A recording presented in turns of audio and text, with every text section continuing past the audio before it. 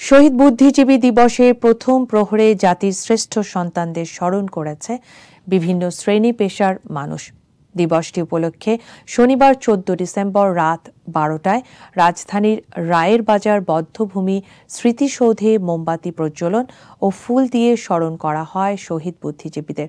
শ্রদ্ধা জানানো হয় বিভিন্ন সামাজিক রাজনৈতিক সংগঠনের পক্ষ থেকে। অভিভাবকদের সঙ্গে আসে শিশু কিশোররাও। এ সময় শ্রদ্ধা জানাতে আসা মানুষজন বলেন, বাঙালি জাতির জন্য এক অপূরণীয় ক্ষতি জাতির শ্রেষ্ঠ সন্তান বুদ্ধিজীবীদের হত্যা।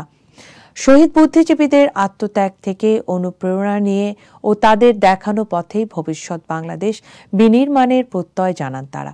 9 মাসের মুক্তিযুদ্ধ শেষে বাঙালি জাতির চূড়ান্ত বিজয়ের মাত্র দুদিন আগে 1971 সালের 14 ডিসেম্বর দখলদার পাকিস্তানি হানাদার বাহিনী ও তাদের এ দেশীয় দোসররা জাতিকে মেধাশূন্য করতে হত্যা করেন এদেশের শ্রেষ্ঠ সন্তান বুদ্ধিজীবীদের।